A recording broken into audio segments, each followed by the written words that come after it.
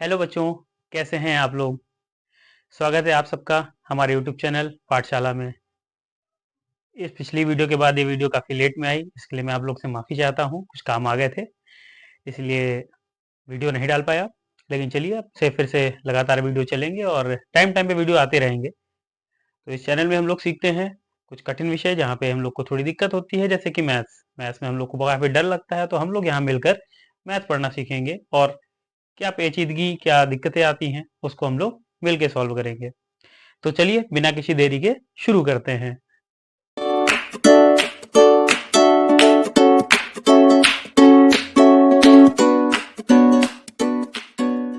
तो पिछले चैनल में हम लोगों ने पढ़ा नंबर सिस्टम का पहला पार्ट, जिसमें नंबर्स के ग्रुप और समूह या समूह को किन किन चीजों में बांटा गया है, कैसे कैसे बांटा गया है। जैसे नंबरों के विशेष ग्रुप है, उनको किस तरह के नंबर कहे गए हैं, और रियल नंबर्स, प्राकृतिक संख्या, वास्तविक संख्याएं, प्राकृतिक संख्याएं, सब क्या होती हैं, हमने इसके बारे में पढ़ा। इसी का कुछ पार्ट बचा रह गया था, तो इस वाले लेक्चर में हम उसको कवर करेंगे। और इसके बाद मैं आप लोग को बताना चाहता हूँ कि हमारे लोकल जगह पे खास तौर पे यूपी की हम बात करते हैं, तो यूपी में 3 तरह के बोर्ड अधिकतर चलते हैं। उन बोर्ड पे उन बोर्ड्स में होने वाले जितने भी विषय है या उस सिलेबस है, उस सिलेबस के अनुसार ही हम लोग चीज़ें आगे बढ़ाएंगे। और जो पढ़ाई हमारी, वो हमारी होगी, फिलहाल शुरुआत कर रहे हैं क्लास 9 से, 9th की मैथमेटिक्स से। हिंदी वाले बच्चों परेशान मत होइए, इसका हिंदी तरीका भी हम बताते चलेंगे। खासतौर मेरे पास इंग्लिश वाली बुक है, हिंदी वाली बुक मिल नहीं पाई। और इसके अलावा यूपी बोर्ड में भी एनसीईआरटी ही चलती है और सीबीएसई बोर्ड में ही एनसीईआरटी चलती है, तो ये मैथ्स की एनसीईआरटी है क्लास 9 की। यहीं से हम लोग शुरुआत करेंगे। और इसके अलावा एक आईसीएसई बोर्ड चलता है। आईसीएसई बोर्ड में जो लोकल किताब है, मैक्सिमम स्कूलों में एमएल अग्रवाल चल रही है, तो हमने इसको भी कंसीडर करेंगे हम लोग। और एक बार एनसीईआरटी के सारे क्वेश्चंस और एक्सरसाइजेस होने के बाद हम लोग एमएल अग्रवाल में क्या लिखा है और क्या चीजें इसमें है, इसको भी जानने का प्रयास करेंगे और इसको भी सारे क्वेश्चन सॉल्व करेंगे। तो शुरू करते हैं हम लोग। पिछली बार हम लोग ने रियल नंबर्स पढ़ लिया था, उसमें कुछ चीजें बच गई थी। जैसे मान लीजिए, अब नंबर्स का जो एक समूह, एक परिवार है, उसको क्या कहा जाता है, नंबर्स पे अगर विशेषताएं आ जाए। इसी तरह हमारा एक नंबर है, आप लोग ने पढ़ा होगा, इवन नंबर्स, जिसे हम लोग सम संख्या कहते हैं। इवन नंबर्स क्या होते हैं, तो 8th क्लास, 6th क्लास, इस सब में आप लोगों ने पढ़ा ही है कि इवन नंबर्स क्या होते हैं। हालांकि सम संख्या क्या होती हैं, ऐसे नंबर्स जो 2 से भाग देने पर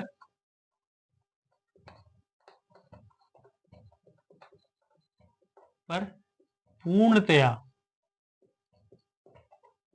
विभाजित हो जाती हैं।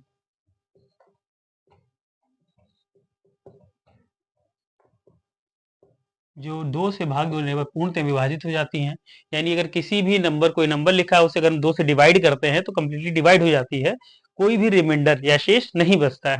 ऐसे नंबर्स को हम लोग इवन नंबर्स या सम संख्याएं कहते हैं। इसके बाद इसका अपोजिट आता है, अगर 2 से ना भाग देने पे अगर कुछ रिमाइंडर शेष बच जाए, तो कैसे क्या कहेंगे उन नंबर्स को, तो उन नंबर्स को हम लोग कहते हैं ऑड नंबर्स। ऑड नंबर्स या विषम संख्या।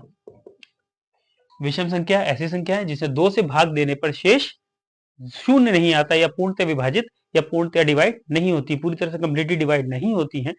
ऐसे नंबर्स को हम लोग ऑड नंबर्स या विषम संख्याएं कहते हैं। इसके बाद हम लोग आते हैं एक नंबर्स के प्राइम कहते हैं, प्राइम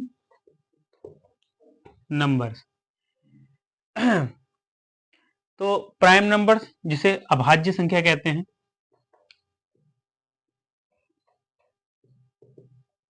हिंदी से ज्यादा क्लियर हो रहा है, अभाज्य जो किसी से भाग ना जाए।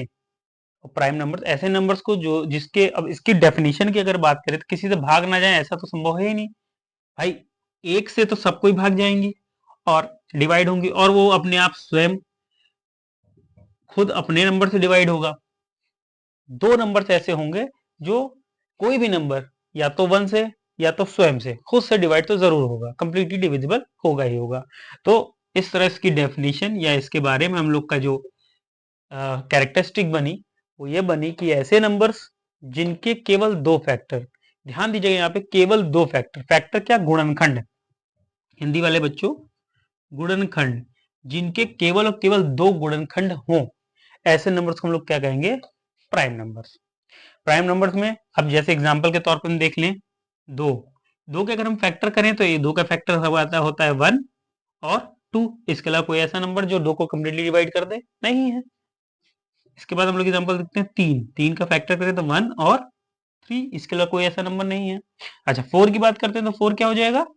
4 के फैक्टर्स का हम निकालते हैं, क्या होगा? 1 2 और 4।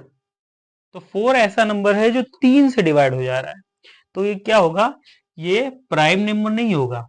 ये क्या नंबर होगा? अब प्राइम नंबर नहीं होगा तो क्या होगा? तो ऐसे नंबर्स को जिनके दो या दो से ज्यादा फैक्टर्स मिलते हैं, उन्हें हम लोग कहते हैं कंपोजिट नंबर्स।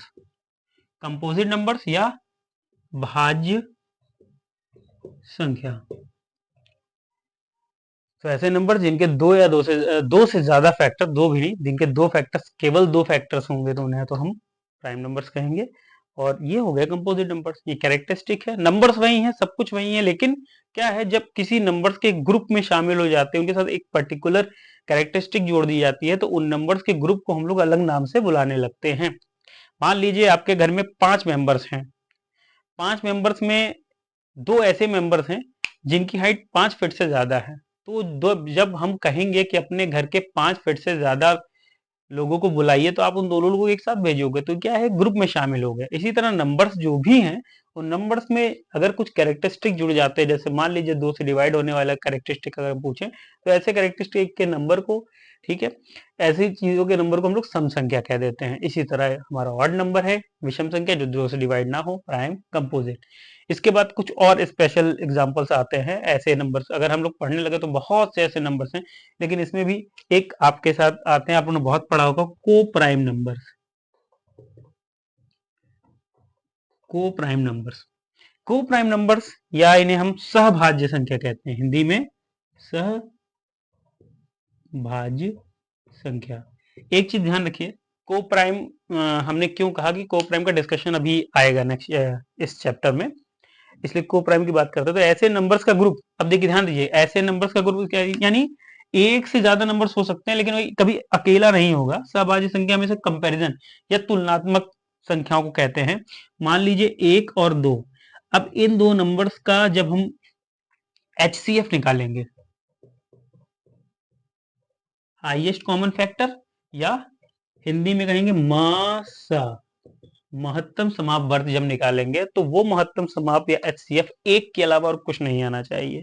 तो ऐसे नंबर्स का ग्रुप जिनका HCF या महत्तम समाप वर्ग एक होता है, ऐसे नंबर्स के ग्रुप को हम क्या कहें? को प्राइम नंबर्स। मान लीजिए 1 2 3 और 4। अब देखिए 3 और 4 कैसे हो गया? 3 और 4 अगर हम इसको डिवाइड करके का मासा निकालेंगे तो 1 आएगा। भले 4 के गुणनखंड से कंफ्यूजन मत कीजिए, फैक्टर से कंफ्यूजन। इसके फैक्टर्स 3 हैं, लेकिन अगर हम इससे कंपेयर करें 3 से, इसके फैक्टर्स कितने हैं? 1 2 और 4। लेकिन ये 4 अगर अकेला होता तो ये क्या होता? Composite number. लेकिन क्योंकि 3 के साथ हम शामिल कर रहे हैं और हमें को प्राइम देखना है, तो 3 और 4 का अगर हम HCF निकालते हैं तो क्या होगा? एक ही आएगा। HCF निकालना आता है? नहीं आता तो रिमाइंड करा दे रहे हैं। तो रिमाइंड कराने के लिए हम लोग क्या करते हैं? HCF निकालते हैं। तो 3 और 4 में हम अगर 4 और 3 को ऐसे लिखें, 3 एक कम 3, एक लासा बचा, एक शेष बचा, उसके बाद फिर यही 1 जो शेष होता है, इस वाले नंबर्स को ये घूम के यहाँ आ जाता है, तो 3 हो गया। एक 3 और ये तब तक हमारे चलते रहता है जब तक पूरी तरह से कट नहीं जाता या शून्य नहीं आ जाता। तो ये नंबर जिसने इस पूरे को काट दिया, तो यही हमारा HCF या मासा हो जाता है।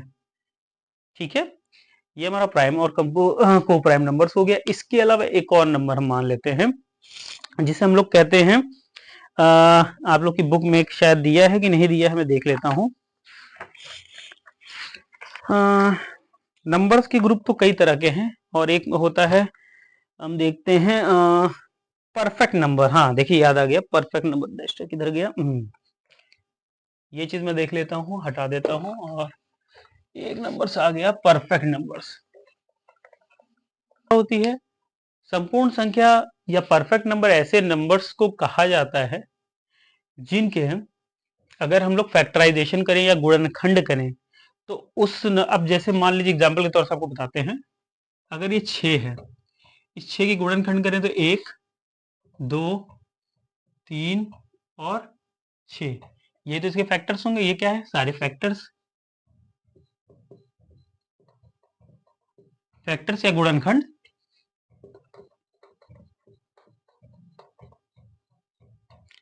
फैक्टर्स या गुणनखंड। 1, 2, 3, 6, तो इसके कितने गुणनखंड या फैक्टर्स हुए? 4 फैक्टर्स हुए। अब अगर हम इनको देखें, 1 प्लस 2 प्लस 3, इसको जोड़ ले, इसको जो स्वयं नंबर है या जो सेम नंबर है, जो नंबर इटसेल्फ है, इसको हम लोग छोड़ देते हैं, तो अगर हम इन तीनों को जोड़ते हैं हमारा कितना आ रहा है आंसर? 6 आ रहा है। 2 1 3 3 3 6। तो ऐसे नंबर्स जिनके उस नंबर्स को छोड़ के बचे फैक्टर्स को जोड़ने पे वो नंबर खुद मिल जा रहा है या खुद मिल जाता है, ऐसे नंबर्स को हम परफेक्ट नंबर कहा जाता है और ये या संपूर्ण नंबर कहा जाता है। तो यहाँ पर हम लोग के नंबर्स की जो फैमिली है और जिनके बारे में हम लोग जानना चाह रहे थे, ये यहाँ पर इसके बारे में इंट्रोडक्शन खत्म होता है। अब हम लोग आते हैं जैसे मैंने बात की थी एनसीईआरटी बुक पे। एनसीईआरटी बुक्स में हम देखते हैं क्या क्या लिखा हुआ है, लेकिन बच्चों एक चीज ध्यान रखने वाली बात है, जिस तरह से कोई भी काम शुरू करने से पहले आप लोगों ने बचपन में बहुत चीजें सीखी होंगी, जिनका मन नहीं लगता पढ़ाई में या जो बच्चे मैथ से थोड़ा डरते हैं, तो मैं उन लोगों को बताना चाहता हूँ बच्चों कि डरने की जरूरत नहीं है। ये एक आर्ट है। मैथ को एक तरह की आर्ट लीजिए। जैसे कोई स्किल आप सीखते हैं, मान लीजिए साइकिल चलाना हुआ या कोई गेम खेलना। पहले दिन जाके अगर आप क्रिकेट खेलते हैं, खेलना पसंद है, क्रिकेट खेलते हैं या कोई गेम खेलते हैं, तो पहले दिन जाके आप 100% परफॉर्मेंस तो नहीं करते ना, सीखना पड़ता है उसको। जब सीखेंगे, प्रैक्टिस करेंगे, उसके बाद उस गेम में परफेक्ट बनते हैं। मान लीजिए आप साइकिलिंग कर रहे हैं, तो पहले दिन तो आप साइकिल नहीं चलाने लगते, पहले दिन गिरते हैं, चोट लगती है, फिर उठते हैं, आप खड़े होते हैं और उसके बाद फिर शुरू होता है। फिर धीरे धीरे हमारे लिए वो चीजें इतनी आसान हो जाती है कि हम लोग आंख बंद करके साइकिल चलाने लगते हैं या क्रिकेट खेलने लगते हैं। बॉल आते ही हमारा बल्ला अपने आप घूमने लगता है, हम लोग खेलना शुरू कर देते हैं। तो इसी तरह मैथ्स है, कभी भी बुक को देख के डरना नहीं है। सबसे पहले बुक्स में इंट्रोडक्शन जो भी दिया हुआ है उसको हमें पढ़ना है। पढ़ने के बाद हमें देखना है इसकी कहना क्या चाह रहा है। कोई भी प्रॉब्लम हो, कमेंट बॉक्स में आप कमेंट करेंगे कि मुझे ये लाइन समझ में नहीं आ रही है, मैं बिल्कुल उसका रिप्लाई करूंगा। और हमें इसके बारे में पढ़ना है। पढ़ने के बाद हमें देखना है इसमें क्या क्या इंट्रोडक्शन दिया है। किसी भी चैप्टर में, एनसीईआरटी में, किसी भी बुक में डायरेक्ट एक्सरसाइजेज नहीं होती। एक्सरसाइजेज करने से पहले उसका एक इंट्रोडक्शन दिया जाता है, एग्जाम्पल दिए जाते हैं, समझाया जाता है, देन उसके बाद हम लोग आगे बढ़ते हैं और उसके बाद एक्सरसाइजेज दी जाती हैं। कोशिश ये करिए बिना किसी गाइड या बिना किसी हेल्प के पहले क्वेश्चंस को सॉल्व करने की कोशिश करिए। एक बार नहीं लगेगा, 2 बार नहीं लगेगा, 3 बार नहीं लगेगा, नहीं लगेगा मान लेते हैं, लेकिन उस नहीं लगने में ऐसा नहीं कि कुछ आएगा ही नहीं। आप जितनी बार नहीं लगेगा, आप इसके पहले जितनी चीजें इंट्रोडक्शन में लिखी हैं उससे आप लगा के समझेंगे। एक तरह की, हमने पहले भी कहा था कि पहली ही की तरह है, क्वेश्चंस में ही इसका आंसर छुपा होता है। तो जब आप एक्सरसाइज लगाएंगे, क्वेश्चन लगाएंगे, करने के तरीके, और सबसे बड़ी बात बच्चों, कभी भी हवा में कुछ नहीं लगेगा। आप लोग ऐसा नहीं कि, मैं उन बच्चों की बात नहीं कर रहा जो ब्रिलियंट हैं, वो तो उन लोग का एक स्किल है और प्रैक्टिस करके वो इतना आगे बढ़ चुके हैं कि सब कुछ हवा में हो जाता है उनका। लेकिन आप लोग क्योंकि नए हैं, मैथ्स में कमजोर हैं, आपको ऐसा लगता है कि मुझे नहीं आता, तो बिल्कुल सीखने में कोई शर्म नहीं होनी चाहिए। सबसे पहले ज्यादा से ज्यादा जब भी मैथ्स लगाइए, जब भी कोई सब्जेक्ट पढ़िए, कॉपी और पेन आपके पास रहेगा, 100% रहेगा। ये नहीं कि ये बहुत ईजी है मैं इसको नहीं लिखूंगा, बिल्कुल आप लिखते चलिए, तब तक लिखते चलिए जब तक कि बिना किसी प्रॉब्लम या बिना किसी समस्या या बिना किसी हिचक के आपसे वो चीजें ना हो जाएं। तो हम लोग शुरू करते हैं इसके बारे में। इस बुक में क्या क्या चीजें दी हैं, तो इस बुक में रेशनल और इरेशनल नंबर के बारे में पहले बताया गया है। तो रेशनल और इरेशनल नंबर मैंने पिछले लेक्चर में आपको बता दिया था।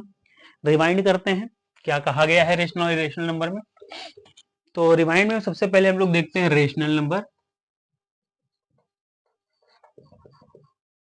रेशनल नंबर जैसे कि मैंने पिछले वीडियो में बताया था कि ऐसे नंबर्स जिन्हें P अपॉन Q के टर्म में लिख सकते हैं, जहां पे P एंड Q कोई भी इंटीजर हो सकता है। अब ये क्या चीज है, मैंने ये जो लिख दिया P एंड Q या P comma Q, P comma Q belongs to and q is not equal to 0। ये मैथमेटिक्स की भाषा है बच्चों। जब हम आने वाली क्लासेस में, बड़ी क्लासेस में जाएंगे, बिलोंग, ये बिलोंग्स टू साइन होता है, इस साइन को कहते हैं बिलोंग्स का साइन। बिलोंग्स का मतलब p और q ऐसे नंबर्स हैं जो इंटीजर हैं। इंटीजर मतलब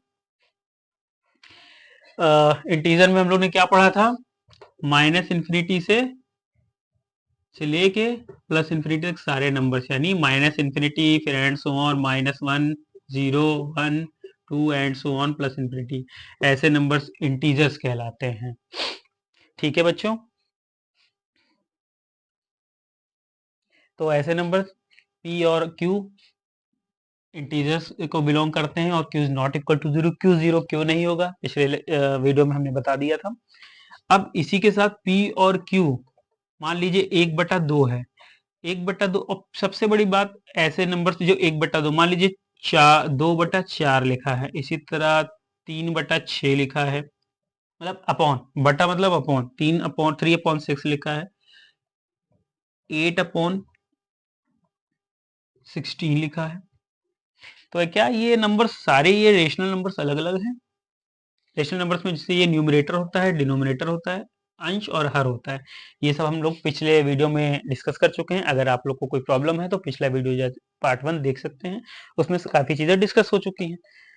तो न्यूमरेटर डिनोमिनेटर में आपने ये देखा, तो अगर हम देखते हैं कि ये नंबर्स, और हम लोग ने 8th क्लास में काटना पड़ रखा है, सिंप्लीफाई करना, 2 1 2 2 2 4, तो ये देखिए ये भी 1/2 आ गया। 3/6 को अगर हम देखते हैं, 3 1 3 3 2 6, ये भी 1/2 आ गया। 8/16 को देखते हैं, तो 8 1 8 8 2 16, ये भी 1/2 आ गया। तो हम लोग देख रहे हैं सारे को जब हम सिंप्लीफाई कर रहे हैं सारे फ्रैक्शंस को, तो सिंप्लीफाई होने के बाद इसका सेम आंसर 1/2 आ रहा है। तो एक्चुअल में 1/2 क्या है? अब देखिए, जो को प्राइम नंबर्स हमने डिसाइड किया था, को प्राइम नंबर्स इसमें आ गए। अब 1 और 2 का जो हम लोग अगर एचसीएफ निकालेंगे तो क्या आ जाएगा? 1। यानी जब किसी फ्रैक्शन को हम उसके सिंपलेस्ट फॉर्म में, ऐसे फॉर्म में रिप्रेजेंट कर देते हैं, ऐसी कंडीशन में ले आते हैं कि उसके कोई को प्राइम नंबर्स या को प्राइम नंबर्स ही उसके फैक्टर, जितने भी, इसको फर्दर काटा नहीं जा सकता, या p और q को प्राइम हो जाते हैं, तो ऐसे फॉर्म को हम लोग कहते हैं सिंपलेस्ट फॉर्म। अब देखिए इसके फॉर्म्स का नाम है, ये है फ्रैक्शन की सबसे सिंपलेस्ट फॉर्म, इसको कहते हैं सिंपलेस्ट फॉर्म या इररेड्यूसिबल,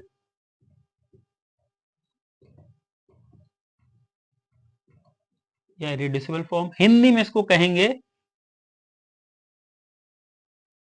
सरलतम भिन्न, क्योंकि ये सरलतम मान के लिए है। और ऐसे फ्रैक्शंस जिनकी वैल्यू कॉम सेम रहती है, ऐसे फ्रैक्शन कहते हैं इक्विवेलेंट, इक्विवेलेंट फ्रैक्शंस या समतुल्य, तुल्य भिन्न।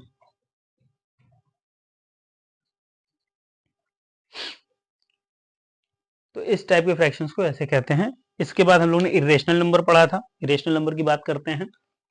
इरेशनल नंबर तो रेशनल का जस्ट उल्टा होगा इरेशनल नंबर, या परिमेय संख्या रेशनल नंबर, और अपरिमेय संख्या हम लोग हिंदी में लिखते हैं अपरिमेय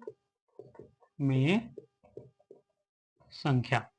तो परिमेय संख्या या रेशनल नंबर्स ऐसे जिन्हें हम p अपॉन q के फॉर्म में लिख सकते हैं, और जिसे नहीं लिख सकते उसे हम लोग इरेशनल या अपरिमेय संख्या कह देते हैं।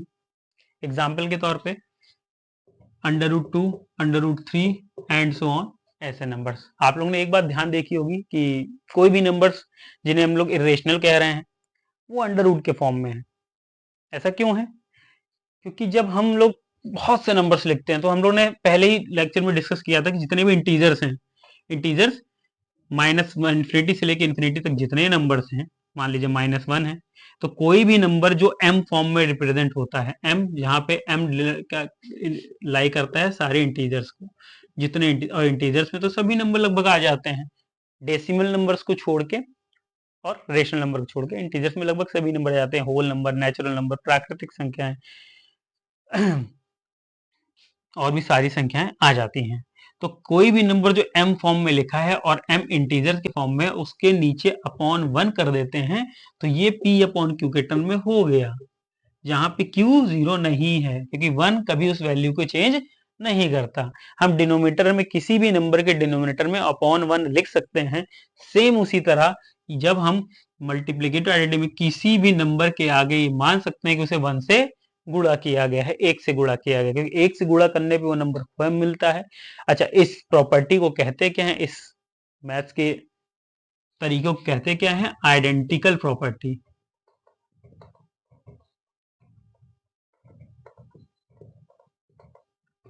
बड़ी क्लासेस में आप लोग पढ़ेंगे, प्रॉपर्टीज कई होती हैं। मैं हालांकि एक लास्ट में एक क्वेश्चन भी आप लोग से पूछूंगा। तो हम लोग बिल्कुल उसी तरह लिख सकते हैं, किसी भी नंबर में हम लोग मान के चलते हैं कि x गुणा कर दिया गया है। जब प्रश्न सॉल्व करेंगे तो ऐसी चीजों को मान के चलेंगे। और इसी तरह अगर किसी भी नंबर में किसी भी इंटीजर्स के बटे में अपॉन में डिनोमिनेटर में 1 लिख देते हैं तो उस नंबर की वैल्यू नहीं चेंज होती है। मैथ्स में हम लोग लिखने के तरीके अलग अलग हो सकते हैं, जैसे कि मैं आप लोग को समझाता हूं।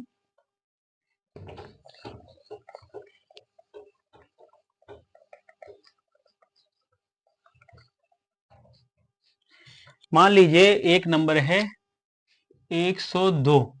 छोटी क्लासेस में हम लोग ने इसके रिप्रेजेंटेशन लिखने के तरीके पढ़े हैं।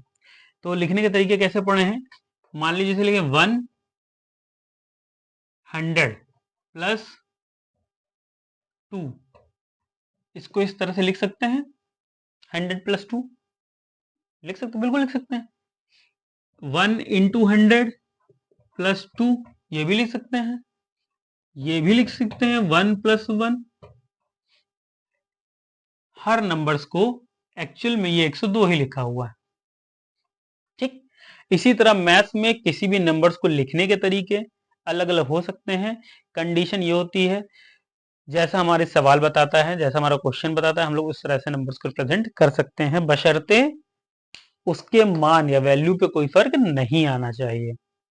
तो ठीक है बच्चों, रेशनल और इरेशनल नंबर्स आप समझ गए। तो सारे नंबर्स को मिलाने के बाद हमारे पास रियल नंबर्स का एक बचता है, जिसमें सभी रेशनल, इरेशनल, डेसिमल नंबर्स और सभी नंबर्स हमारे आ जाते हैं। तो ऐसे नंबर्स को हम लोग रियल नंबर्स या वास्तविक संख्याएं कहते हैं। रिप्रेजेंटेशन या डिनोशन इसका आर से है, वास्तविक संख्या कहते हैं। और वास्तविक संख्या में भी हम लोग यहाँ पे सबसे पहले डील करेंगे दो टाइप के नंबर्स में। सबसे पहले रेशनल या परिमेय, और दूसरा करेंगे इरेशनल, इरेशनल या अपरिमेय संख्या के बारे में।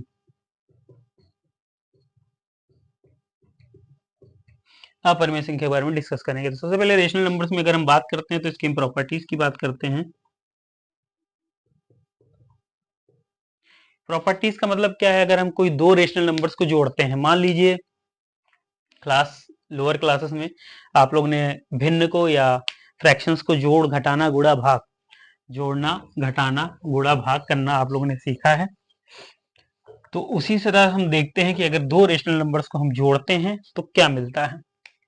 मान लीजिए 1/2 है और 3/2 है। अगर हम इसको ऐड करते हैं और 3/2 माइनस 1/2 या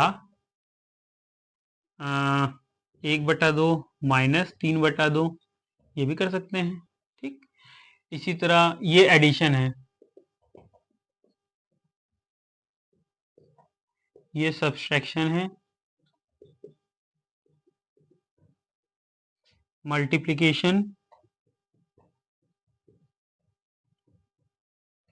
मान लीजिए 3/2 गुणे 1/2, और डिवीजन,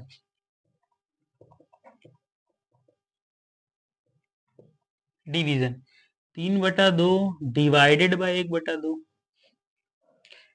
तो देखते हैं अगर हम ऐड करते हैं दो फ्रैक्शंस को तो हमें क्या मिलता है आंसर, सब्सट्रैक्ट करते हैं तो क्या आंसर मिलता है, मल्टीप्लाई करते हैं तो क्या आंसर मिलता है, और डिवाइड करते हैं तो क्या आंसर मिलता है। तो 1/2 3/2 हर बराबर तो 2 हो जाएगा, और 1 और 3 हो गया 4, 2 से कटा 2 आया यानी 2। इसको क्या लिख सकते हैं, 2/1। क्या ये रेशनल नंबर है, यस। बिल्कुल रेशनल नंबर है, इट बिलोंग्स टू, या ये है रेशनल नंबर्स, यानी रेशनल नंबर्स हम लोग क्यू से डिनोट करते हैं, रेशनल नंबर्स। ठीक है, अब देखते हैं 3/2 -1/2, तो हर कॉमन यानी डिनोमिनेटर बराबर, इसलिए कॉमन हो जाएगा। 3 - 1 हो गया 2/2, यानी आ गया आंसर 1। ये भी हमारा रेशनल नंबर है। ठीक, मल्टीप्लीकेशन में देखते हैं, 3/2 गुणे 3 गुणे 1 3, 2 गुणे 2 4, 3/4, ये बिल्कुल रेशनल नंबर है। डिवाइजन में क्या करें, बट्टे में बट्टा, तो एक डिवाइड का रूल है, आपने बचपन में पढ़ा होगा, the numerator of the denominator goes to the denominator of the numerator and the denominator of the denominator goes to the numerator of the numerator. अब इसको कैसे समझे, न्यूमरेटर ऑफ द न्यूमरेटर और डिनोमिनेटर ऑफ द मतलब हर का अंश अंश के हर में जाता है, और हर का हर अंश के अंश में जाता है और गुणा हो जाता है। तो हम लोग इसको थोड़ा आसान से समझते हैं। यहाँ पे क्या है, ये एक बड़ा वाला, इसको मान लेते हैं ये बड़ा वाला अंश, ये अंश है, और ये पूरा मान लेते हैं हर है। ठीक, या ये पूरा है न्यूमरेटर और ये पूरा है डिनोमिनेटर, तो डिनोमिनेटर सॉरी डिनोमिनेटर। तो क्या कहा, numerator of the numerator, numerator of the denominator goes to the denominator of the numerator.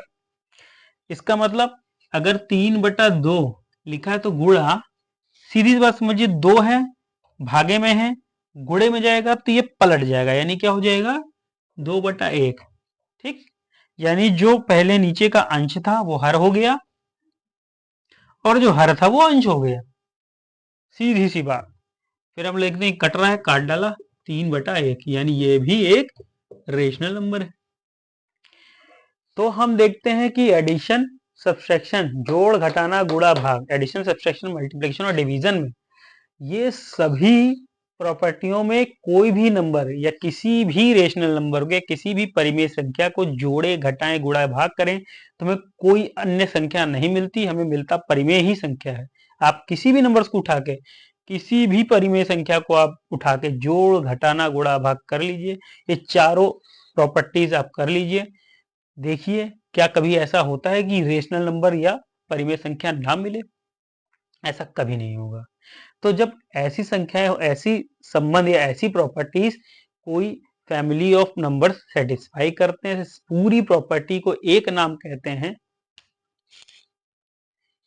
Closed, यानी ये सभी आपस में एक ही परिवार में बंधे हुए हैं, ये कभी भी इनके साथ कुछ भी होगा ये किसी अन्य जगह नहीं जाएंगे। जैसे मान लीजिए घर में बेटे को पिताजी डांट देते हैं तो लड़के कहीं और चला जाता है, थोड़ी देर के लिए जाता है लेकिन आता घर पे ही है। तो इसी तरह ये भी हैं, इनके बड़े अच्छे लोग हैं परिवार के, परिवार में कुछ भी हो रहेंगे अपने परिवार में ही, चाहे न जोड़ो घटाओ गुणा करो या भाग करो, रहेंगे अपने परिवार में, किसी अन्य परिवार का हिस्सा नहीं बनते हैं या किसी और फैमिली में नहीं शामिल होते हैं। अब इसके कहने का मतलब क्या है, एक उदाहरण से समझाते हैं। मान लीजिए हम होल नंबर्स लेते हैं, या हम लोग नेचुरल नंबर्स या प्राकृतिक संख्याएं ले लेते हैं। मान लीजिए हम लोग प्राकृतिक संख्याएं या नेचुरल नंबर्स ले लेते हैं, set of natural numbers. Natural numbers क्या होते हैं, 1 2 3 एंड सो ऑन। ठीक, तो मान लीजिए अगर हम दो नेचुरल नंबर्स लेते हैं और उसको जोड़ते हैं, एडिशन अप्लाई करते हैं। ठीक, तो एडिशन अप्लाई करने में ये मान लीजिए 2 + 3 कर देते हैं, तो 2 और 3 क्या हो गया 5। 5 क्या कोई नेचुरल नंबर्स या प्राकृतिक संख्या है, 5 भी एक प्राकृतिक संख्या है, यानी ये नेचुरल नंबर्स को बिलोंग कर रहा है। लेकिन सब्सट्रैक्शन करते हैं, सब्सट्रैक्शन मतलब बच्चों, हिंदी वाले बच्चों, घटाना। 2 + 3 2 - 3 कर दें तो हमें क्या जवाब मिल जाता है -1। क्या -1 एक नेचुरल नंबर है, नेचुरल नंबर तो वही एक से शुरू होता है। -1 यानी ये किसको बिलोंग कर गया, इंटीजर को, लेकिन इसका मतलब थोड़ी सी खटपट घर में हुई, लड़का भाग गए। चला गया दूसरे परिवार में। तो इस तरह से नंबर्स मिलते हैं। लेकिन रेशनल नंबर्स के साथ क्या प्रॉपर्टी है कि कोई भी रेशनल नंबर्स के साथ कोई भी property addition, subtraction, multiplication, division, जोड़ घटाना, गुणा भाग करें, आपको रेशनल नंबर ही मिलेगा। ये रेशनल नंबर की प्रॉपर्टी है। देखते हैं आपकी किताब में और क्या कहा गया है, देखते जाते हैं और उसके बाद हम लोग डिस्कस करते जाते हैं। अच्छा, चलिए ये तो हो गया। इसके बाद नंबर लाइन पे रियल नंबर्स को नंबर लाइन पे रिप्रेजेंट करना दिखाया गया है, √2। चलिए मानते हैं ये इरेशनल नंबर को रिप्रेजेंट करना बताया गया है। तो पहले हम लोग इरेशनल नंबर से पहले रेशनल नंबर को नंबर लाइन पे रिप्रेजेंट करना और रेशनल नंबर के बीच में नंबर्स को फाइंड करना सीखते हैं, ढूंढना। तो हम लोग एक लाइन ड्रॉ करते हैं। इस लाइन का सेंटर होता है 0 और क्योंकि ये लाइन रियल नंबर की लाइन है तो इस लाइन को कहते हैं real number axis. Real number axis Hindi में वास्तविक संख्या रेखा। क्योंकि रियल नंबर्स में सभी टाइप के नंबर्स आ जाते हैं, rational, irrational, integer, whole number, prime number, सारे नंबर्स आ जाते हैं। तो अब इस रेखा पे हम सभी नंबर्स को डिनोट कर सकते हैं। सभी नंबर्स को डिनोट करने में हम लोग क्या क्या पढ़ेंगे, हम लोग सबसे पहले परिमेय या रेशनल नंबर्स को डिनोट करना सीखेंगे, कैसे डिनोट करते हैं। उसके बाद हम लोग अपरिमेय या रेशनल नंबर्स को डिनोट करना सीखेंगे। उसके बाद तो हम हर चीज डिनोट ही कर दिया। फिर डेसिमल नंबर को एक बार मैं आपको बता दूंगा डेसिमल नंबर्स को कैसे डिनोट करते हैं।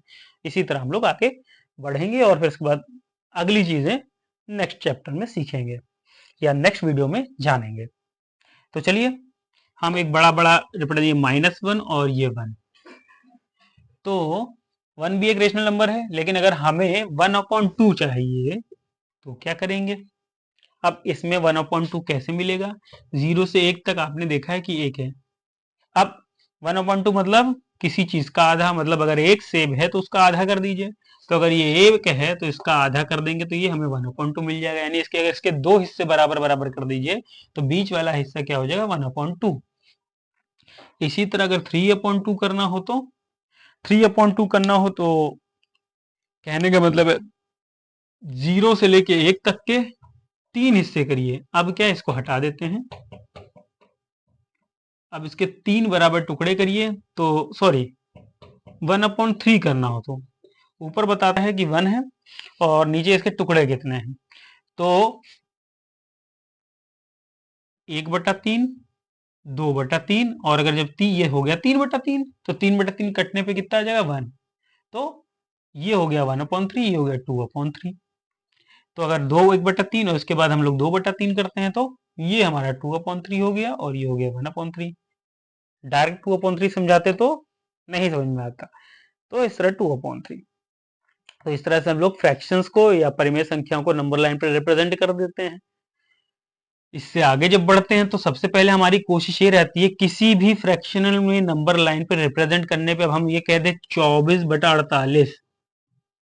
अगर हम ये कर दें, अब कह दें इसको नंबर लाइन पर रिप्रेजेंट करिए, तब भाई 24 लाइनें आप खींचेंगे, उसमें 48 टुकड़े करेंगे, उसके बाद उसके बराबर बांटेंगे। नहीं, ऐसा नहीं होता। फिर हम कहेंगे उसको कॉमन फैक्टर्स तक को प्राइम नंबर तक काटना पड़ता है। 24 एकम 24, 24 दूना 48, ये देखिए ये 1/2 आ गया और 1/2 को हम आराम से रिप्रेजेंट कर सकते हैं। तो सबसे पहला काम, किसी भी नंबर्स को, फ्रैक्शन नंबर्स को नंबर लाइन में रिप्रेजेंट करने से पहले हम उसके सिंपलेस्ट फॉर्म या सरलतम मान तक ले जाते हैं और उसके बाद फिर हम लोग यहाँ रिप्रेजेंट करते हैं।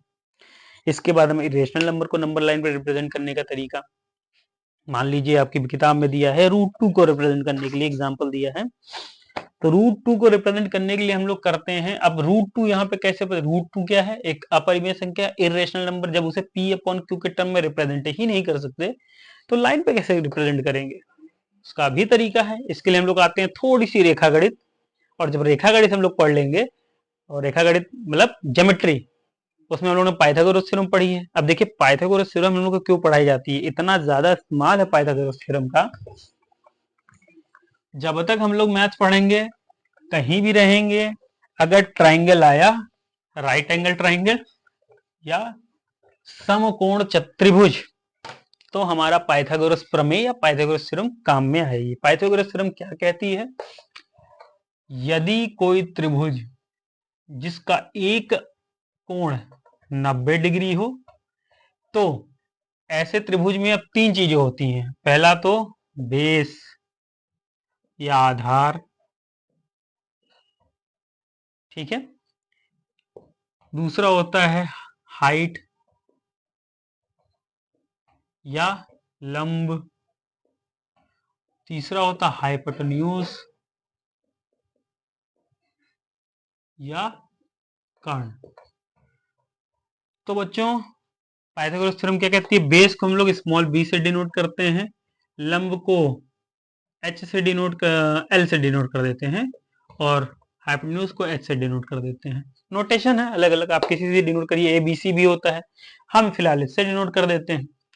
तो लंब का वर्ग प्लस आधार का वर्ग बराबर कर्ण का वर्ग, या height square plus base square equal to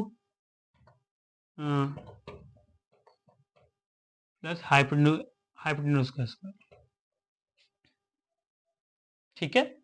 तो अब इसी प्रॉपर्टी को फॉलो करते हुए अब हम इसमें से अब क्योंकि ये क्या है, एक इक्वेशन है। छोटी क्लासेस में उन्होंने इक्वेशन सॉल्व करना भी सीखा है, अगर वो भी नहीं आता तो उसका भी एक छोटा सा डेमो दे देते हैं। मान लीजिए 3 + 2 = 5 लिखा है। इक्वेशन मतलब जो इधर हमने किया है वो इधर होना चाहिए। 3 + 2 = 5 होता ही होता है आपने। अब अगर हम इसमें से कोई ऐसा मान जो हमें पता ना हो, 3x + 2 = 5, तो सबसे पहले क्या चीज है, जो चीज इधर जाती है उसके आगे का साइन चेंज हो जाता है। अब उसके आगे का साइन चेंज हो जाता है, इसका मतलब अगर इधर प्लस में है तो इधर जाने पे क्या होगा, 3x = 5 - 2, यानी 3x = 3। अब उसके बाद 3 और x में क्या है, 3 और x का गुणा है।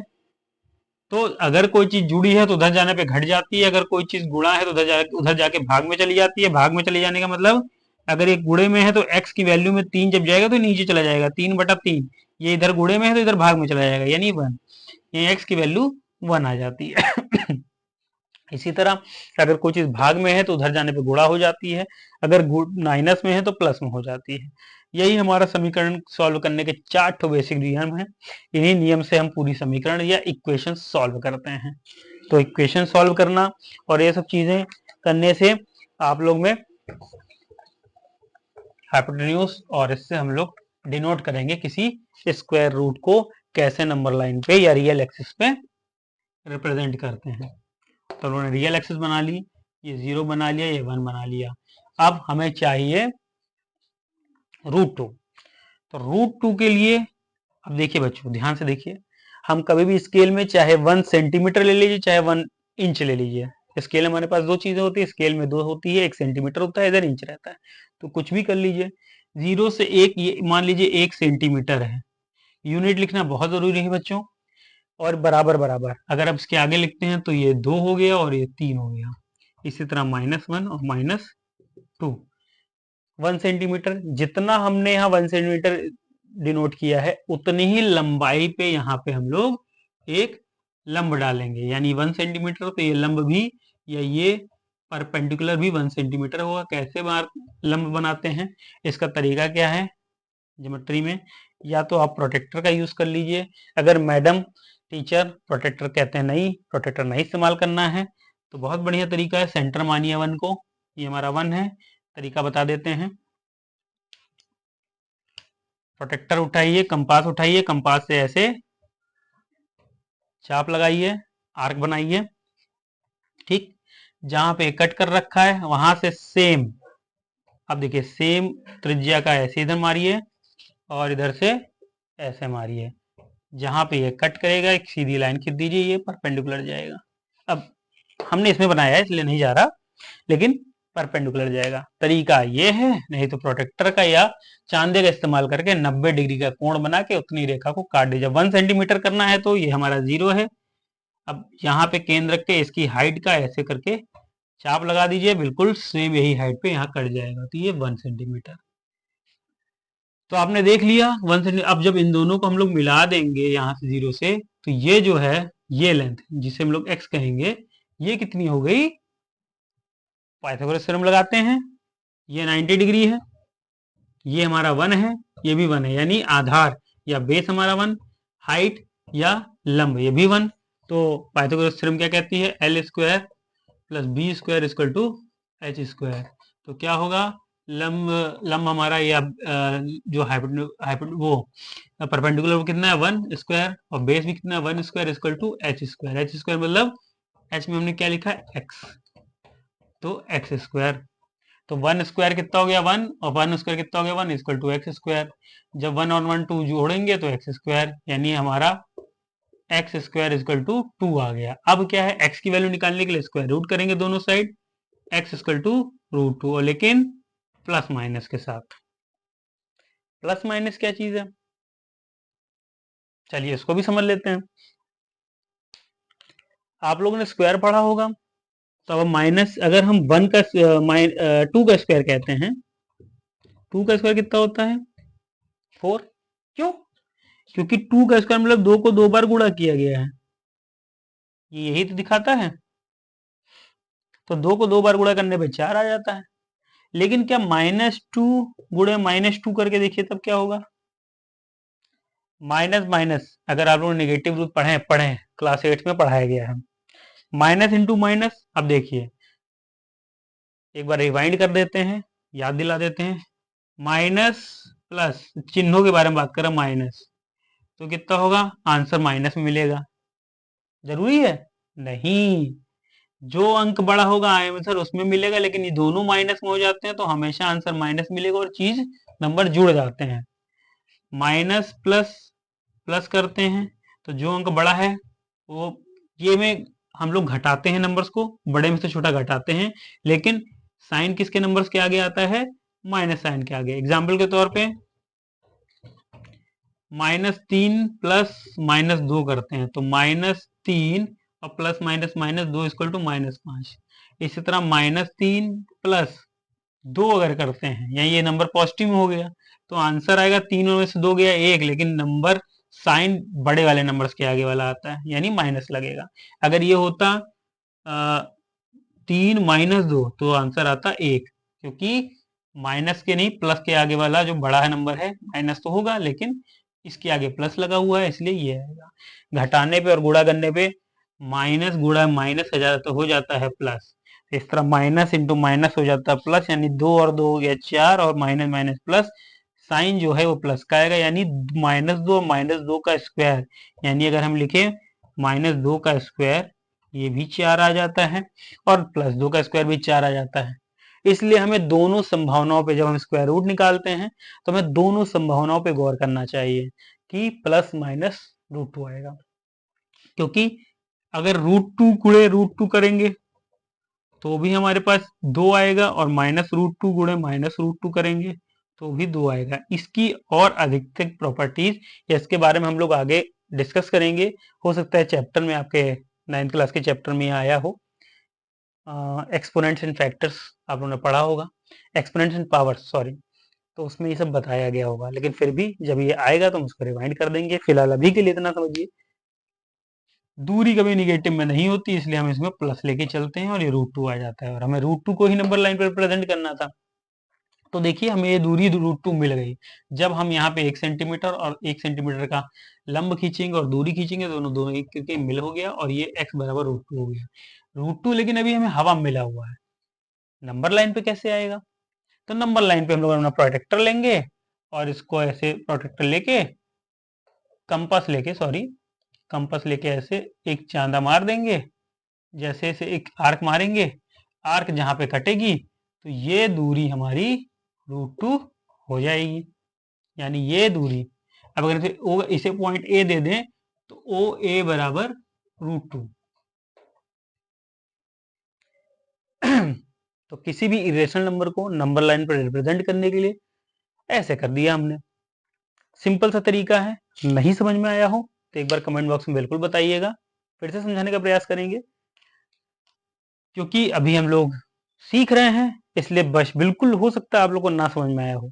एक बार फिर से कमेंट बॉक्स में बताइएगा, बिल्कुल दोबारा बताया जाएगा, या इस वीडियो को फिर से देख लीजिएगा, एक बार अपनी किताब पढ़ लीजिएगा, किताब में और अच्छे से समझाया गया है।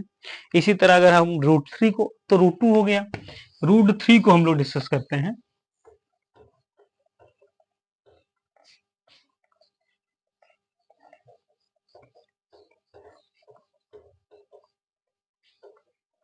√3 को नंबर लाइन पे कैसे रिप्रेजेंट करेंगे?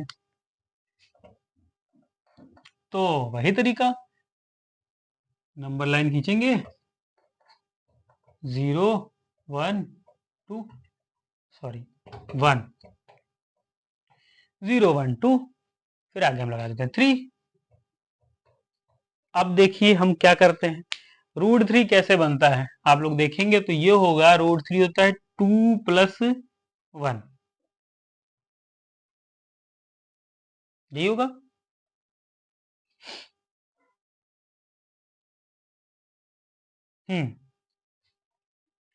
√3 2 + 1 होगा। तो इसी तरह अगर हम रिप्रेजेंट करते हैं √2 + 1, तो इसके लिए हम लोगों ने एक स्पाइरल पढ़ा था, फिर वही काम करेंगे, 1 पे 1 आएंगे, फिर 1 सेंटीमीटर का 90 डिग्री का एंगल बनाएंगे। जब ये 1 हो गया तो ये डिस्टेंस कितनी हो गई, √2 हम लोगों ने पढ़ रखा है। फिर ये इस पॉइंट पे, अब देखिए यहाँ पे अब क्या करेंगे, इसी पॉइंट पे, अब हम लोग यहाँ नहीं करेंगे क्योंकि अगर हमने इसको यहाँ पे बना दिया तो √2 बना रहे हैं, हमें चाहिए √3। तो 2 + 1 आप मैथमेटिकल उधर देखते हैं, मैथमेटिक्स में देखते हैं, 2 + 1 का मतलब क्या, अगर हम दोनों साइड स्क्वायर कर देते हैं, देखिए बच्चों समझना ऐसे ही पड़ेगा क्योंकि हमें लगानी है गणित। तो √3 तय करने के लिए हमने ये पढ़ा कि √2 कैसे आएगा, जब x² बराबर 2 था तो मैं x बराबर √2 मिला, इसी में x² बराबर अगर 3 होगा तो हमें x बराबर √3 मिलेगा। इसीलिए x² को 3 लाने का मतलब क्या है, x² बराबर अगर 3 को 2 + 1 करें तो ये काम हो सकता है। और x² और 2 मतलब क्या है, अगर हम √2² कर दें और ये 1² कर दें तब काम बन जाएगा। अब आप देखिए √2² कहीं हमें मिल रहा है, यानी √2 हमें कहीं मिलेगा, ये बिल्कुल मिल गया √2 और 1। तो अब हम क्या करेंगे, फिर इस पॉइंट पे 90 डिग्री का एक 1 सेंटीमीटर का फिर लाइन खींचेंगे, ये 1 सेंटीमीटर का, और अब जब इसको और इसको मिलाएंगे तो ये 1 हो गया, ये √2 हो गया, फिर पाइथागोरस थ्योरम 3 मिल गया, ये हो गया √3। तो अब इसमें हमें जोड़ते हुए ऐसे करके, जब यूं करके हम लोग लगाएंगे तो यहाँ कहीं कट करके हमारा √3 ये दूरी आ जाएगी। अब कहेंगे आप लोग √4 अगर करना हो तब क्या किया जाए, चलिए वो भी बता देते हैं। ऐसे तो हमारा बनता जाएगा और सर हम तो ये लगाते जाएंगे लगाते जाएंगे लगाते जाएंगे, तो ऐसे तो एक स्पाइरल बन जाएगा। स्पाइरल मतलब कछुआ छाप, अगरबत्ती देखी है आपने, ऐसे होता है, गोल गोल गोल गोल गोल गोल गोल गोल गोल ऐसे। तो अगर हम करते गए तो स्पाइरल बनता जाएगा, बिल्कुल बनता जाएगा, करते जाएंगे बनता जाएगा। लेकिन अब यहाँ पे हमें थोड़ा सा दिमाग अपना भी लगाना है कि जहां स्पाइरल की जरूरत नहीं है वहां स्पाइरल बनाना भी नहीं है। मान लीजिए यहाँ पे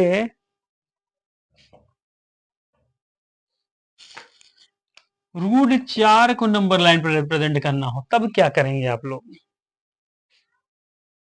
तो √4 आ गया। अब इसको नंबर लाइन पे, अरे ये तो अपरिमेय संख्या है, ये तो इरेशनल नंबर है। ध्यान से देखिए क्या इरेशनल नंबर है, √4 आपने पढ़ा नहीं, 2 है, स्क्वायर रूट पढ़ा है आपने ने, 1 से 20 तक याद भी होंगे स्क्वायर रूट। तो 4 का स्क्वायर रूट 2 होता है, 2 क्या है, एक रेशनल नंबर। तो ये तो सिंपल डिनोट हो जाएगा नंबर लाइन पे, 1 और 2 ये हो गया √4, उसको √4 भी कह सकते हैं। जरूरी नहीं कि हर स्क्वायर रूट के अंदर आने वाला नंबर जब उसको सॉल्व करेंगे तो वो एक इरेशनल नंबर ही हो, वो एक रेशनल नंबर भी हो सकता है, रेशनल नंबर या रियल नंबर भी हो सकता है।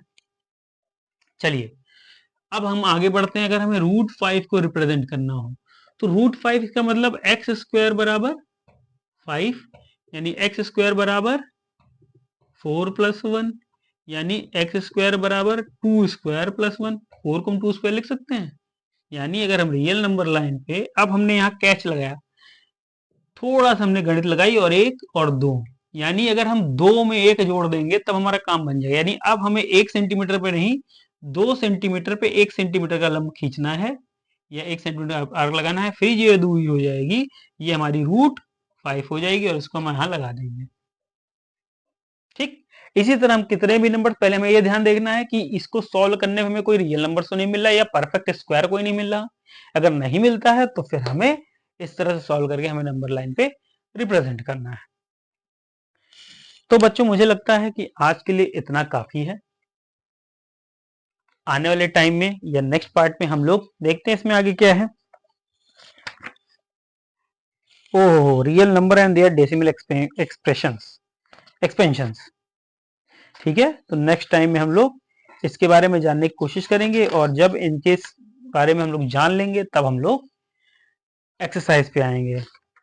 बोर लग रहा हो तो जरूरी है बच्चों, ये भले बोर लग रहा हो, लेकिन किसी भी चैप्टर के बारे में, किसी भी नंबर्स के बारे में पढ़ने से पहले, जानने से पहले हम लोग उसके बारे में, उसके इंट्रोडक्शन और उसमें कितनी चीजें, कितने तरह की चीजें आ सकती हैं, इसके बारे में जानना बहुत जरूरी है।